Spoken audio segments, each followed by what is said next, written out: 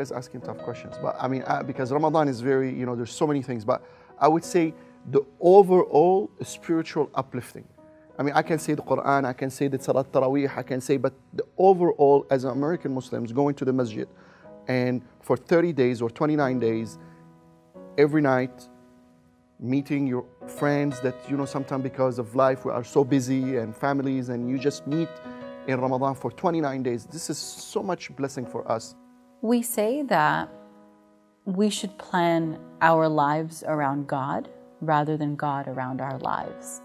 And Ramadan is an opportune time for me to really practice that teaching, to remember that everything I do is impacted by my fasting and by my praying and by my attendance at the masjid. And so all of the things that sometimes become difficult to remember or become less frequent outside of the year really converge in Ramadan.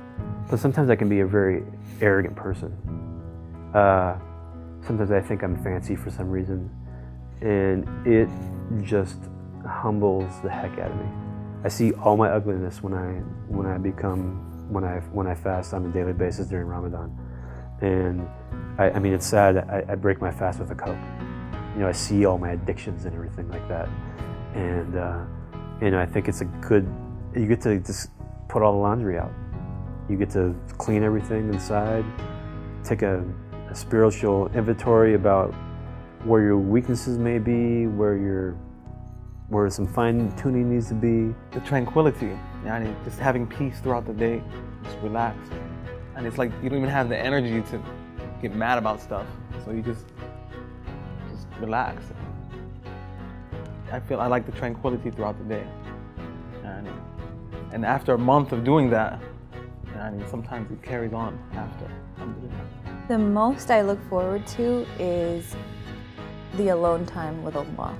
So after we break fast, and even going to the masjid is beautiful, but the best time is when I stay up during the night and I pray. That's the time I connect with Him the most. And so I look forward to that every year, because during Ramadan, I can do it. There is no holding back, no sleepiness, no drowsiness. I have the energy to do it, and I feel like He's calling me too. The last 10 days, because everybody's making i'tikaf and there's all these qiyam al-layls, and like, oh, the first 20 days already finished, I only have the last third and this and that. And so it's like I get that hype and everything, and try to stay at the jam as much as I can at night and stuff, especially if I don't have work early the next day. Well, Laylatul Qadr, as Allah mentioned in the Quran, it's better than 1,000 months. And when you think about it, it's even more than that, because if you think of 1,000 months of just living, then yes, it's 1,000 months. But if you think of it as concentrated in prayers, then it's even multiple of that. I haven't fasted for almost 3 years now because of pregnancy and nursing. So one thing I'm looking forward to is fasting again. And you're probably thinking, are you serious? But yeah, it's like when I'm not fasting, I'm missing out with the community because everyone else is fasting.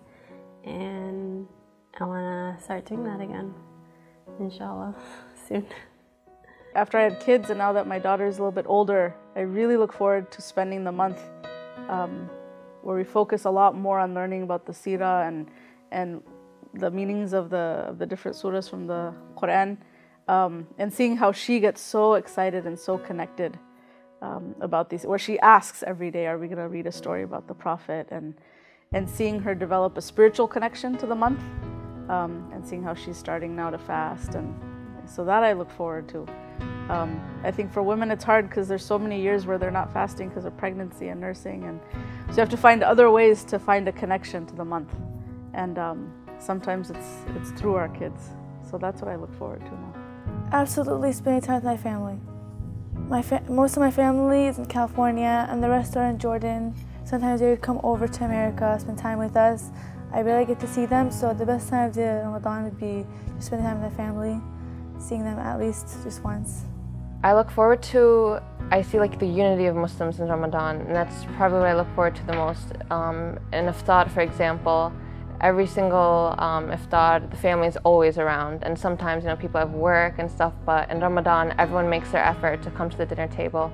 What I look forward to the most is actually the brotherhood, the closeness that I experience with the community and with the brothers, some young brothers in particular, especially during the last 10 days of Ramadan when we do itikaf in the masjid and all the brothers are there. So in between reading Quran and the talks and the khatirat and all that stuff.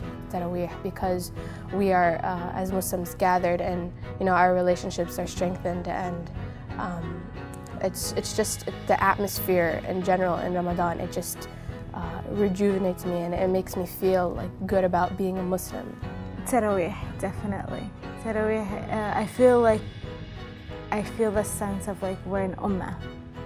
When I see all these different Muslims that I don't see throughout the whole year, and they're all coming to the one masjid here, I feel that we're strong. We're an ummah once again. Also, I personally travel quite a bit in Ramadan because I do public speaking and fundraising.